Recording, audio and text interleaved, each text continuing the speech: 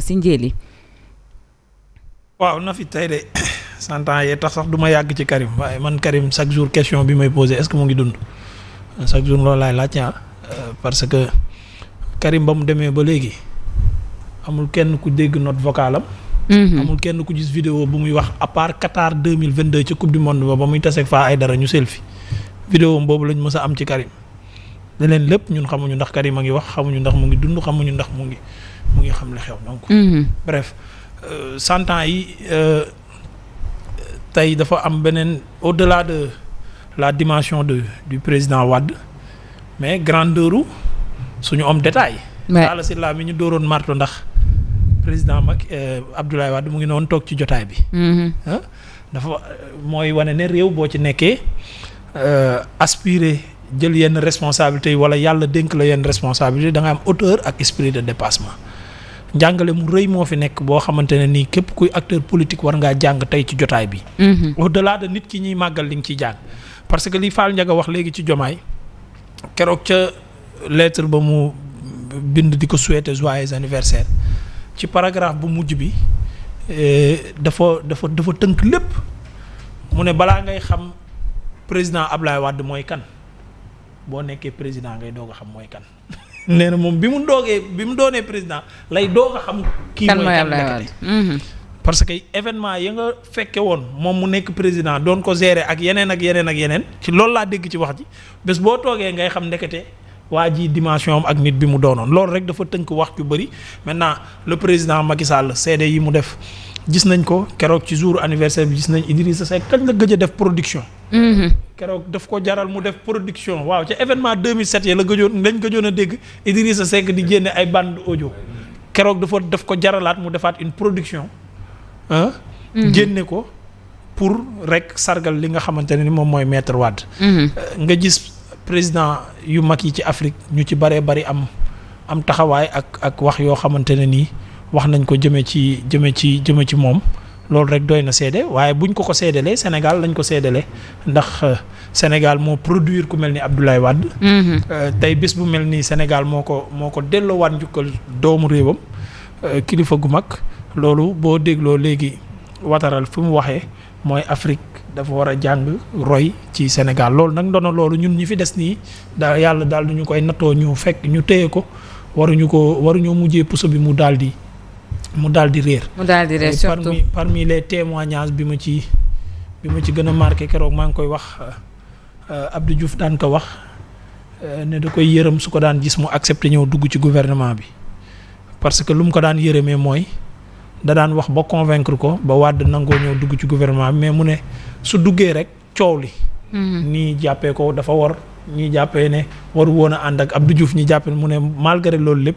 ñaari mbir la ma daan tontu su ma ko daan wax dama laa yërëm mu ne benn bu fekkee àdduna yëpp dañ may bàyyi ngir liggéeyal Sénégal dama ñëpp bàyyi mu ne ko ñaareel bi mooy mënumaa bëgg laaj état te duma mës a dugg ci état pour xam lu état mel dugg bii may dugg tamit njàng la ci man pour ëllëg ma xam nan nañuy yoree état. moo waraloon da doon jël liennaam yi mu gënoon a fonk ñu mel ni ñoom Idrissa Seck Ousmane Ngom di leen dugalaale ci état bi pour ñu jàng bu daan dem ca permanence ba ñuy kaas. mu ne leen laaj leen ñu jot a dugg la ñu xam yëpp ndax bu ñu toogoon ba ñu xëy bés rek jox ñu état bi danañ ko mën a xam ci benn fan. loolu nag njàngale mu rëy la histoire boobu bi ko Abdou Diouf di nettali dama ne lii képp ku bëgg a jiite état war na koo xam war na koo dugal ci boppam. Momo Cissé les témoignages dépassent même le Sénégal parce que gis nañu léegi Félix Tshisekedi bu Congo mu wax.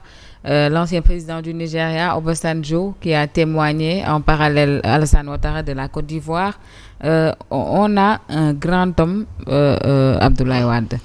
Oui, Abdoulaye Wade à bas âge dafa amoon loo xamante ni daf ko ancré woon dans sa tête loo xamante ni moom pour moom loolu daf ko defoon philosophie c'est-à-dire moom pour moom noonu la doon doxee mooy théoriser les États-Unis d'Afrique. moom daf ko gëmoon l'intégration africaine moom daf ko gënoon la renaissance africaine moo tax sax monument bi mu njëkk a tabax fii nii mu tuddee ko monument de la renaissance africaine. dans son livre bi nga xamante ni mu ngi ko tuddee un destin pour l'Afrique Wade mu ngi wax ni Afrique dafa am ay ressources spirituelles surtout spirituelle ressource spirituelle et intellectuelle bu nga xamante ni tey moom moo war a mën a tax ñoom mu booloo pour mën a dëggal le fait que l'Afrique nourrit le monde. tey Afrique boobu noonu pour mu am il faut mu am intégration c'est-à-dire il faut mu am booloo il faut ñu décomplexer l'Africain et je me rappelle bi gars yi di wax naan la France dañu war a dédommager ki nga xamante ni moom mooy l'Afrique ci esclavage.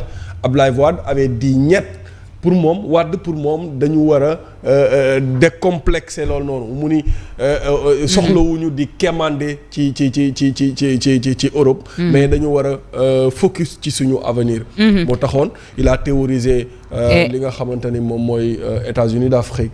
Sa fille est actuellement là sur le podium, Mamadou, certainement pour lui aussi faire passer un mot à l'encontre de son père Abdoulaye Wade moom Sindiély moom la ñu nekk di installé nii certainement papam yaakaar naa ni li mu def ci réew mi doyul wala mëne su ko tënk ci ay mots wala ci benn page wala demi page dina jéem rek nag xëy na wax ñu tuuti ci ki nga xamante ni moom moo di suñu maam Abdoulaye Wade. Formose bu baaxee mën nañu dellu Grand Théâtre bu ko defee ñu teewlu Sindiély Wade. Mesdames et messieurs les chefs d'État et de gouvernement, Monsieur le Premier ministre, Mesdames et messieurs les ministres, Mesdames et messieurs les présidents d'institutions, Mesdames et messieurs les représentants Messieurs les représentants des institutions religieuses, honorables invités, Mesdames et messieurs, en ce jour si particulier où nous célébrons le 100e anniversaire du président Abdoulaye Wade, je voudrais, au nom de la famille, exprimer notre profonde gratitude au peuple sénégalais. Depuis des décennies, vous avez accompagné son parcours avec une fidélité, une affection et une confiance qui ne sont jamais démenties. Les nombreux témoignages de sympathie, les prières, les messages et les marques d'attention que nous recevons aujourd'hui nous touchent profondément. Je voudrais remercier toutes celles et tous ceux qui, tout au long de sa vie publique, ont accompagné le président Abdoulaye Wade.